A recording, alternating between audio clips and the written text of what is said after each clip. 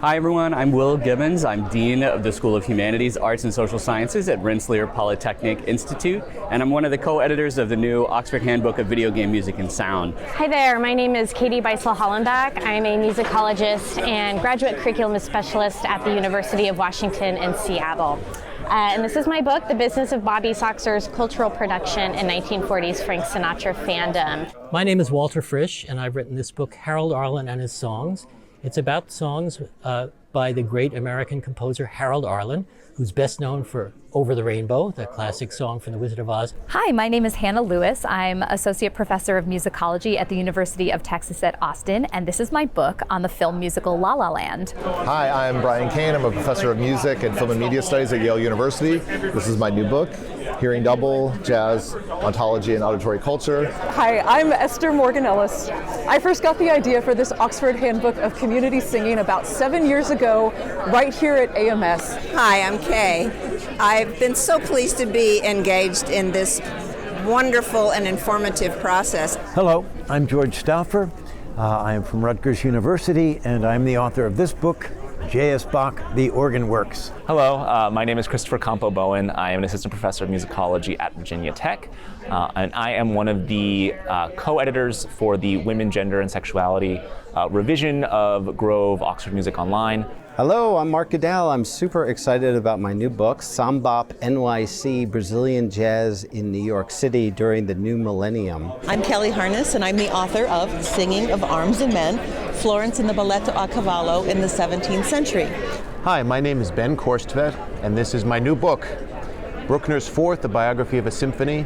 Hi everyone, I'm James Gabrilio from UT Austin, and I'm the author of Pop Convergence, musical multimedia in Manila. Hi, so this is Kim Francis at the University of Guelph. And this is Tess Leminski, independent scholar. And we are the co-editors for the Grove Music Online revision related to gender, sexuality, women, gender, and sexuality. My goal in this book is to look at this music quite closely, also how it fitted into the films and shows that he wrote, Wizard of Oz and others, and also to encourage people to spend more time listening to and studying the so-called American Songbook, of which he is a part, because there's so many great songs that are at the highest level of craftsmanship. And whether you call them art songs or popular songs, they are sung the world over by great singers, Judy Garland, Frank Sinatra, Tony Bennett, Ella Fitzgerald. And I hope that more people will study this music and listen to it and love it as I do. I really think this project is extremely valuable for how it enriches the field of what we're able to talk about in terms of women and their contributions to musical life, and really hope that this revision and kind of the things that it produces, these new articles, these revisions, are really helpful for students and scholars in terms of how they engage with the field of musicology as a whole, in terms of what they can work on. I'm really proud of the extensive fieldwork that I did. It's based off of years of working as a cultural journalist in the Philippines, but also the extensive multi-sided fieldwork that I did during my doctorate. It features tons of interviews, tons of musical analysis of multimedia case studies, ranging from music records, but also examples in film, in television, and of course our current virtual age. We are so excited about this volume. It brings together about 50 of the leading scholars working on video game music and sound. It covers everything from music history, music theory, music cognition, music perception, sound studies, media studies, a little bit of everything. What we're really hoping from this book is that it's going to be a great starting point for everybody from established scholars to students who are just picking up this topic for the first time. I had a lot of fun writing this book, and it was inspired by my own kind of deep feelings about the film and desire to kind of understand it better, both in the context of the history of the film musical and in its contemporary cultural context. And early on in the pandemic, I was fortunate to interview over Zoom the director Damien Chazelle, the composer Justin Hurwitz, lyricist Pasek and Paul, and choreographer Mandy Moore.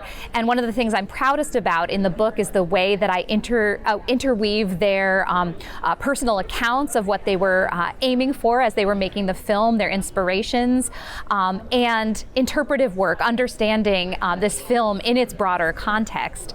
And I do hope that that'll be a source of inspiration for future researchers in terms of thinking about contemporary film musicals, how they situate themselves both in the longer history of the film musical genre, especially the Hollywood musical genre. It's a book which was truly a labor of love, born from my deep dive into the Fourth Symphony, its sources, its incredible story, its life history, really.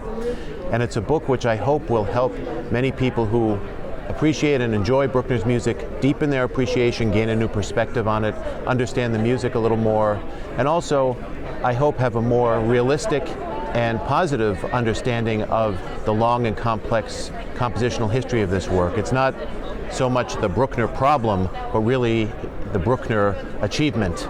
And this symphony is a great expression of it, and I hope this book gives people a chance to live along with the symphony as it was born and developed and performed. There's a chapter about bossa nova, which is the most famous fusion of Brazilian jazz in New York's jazz industry.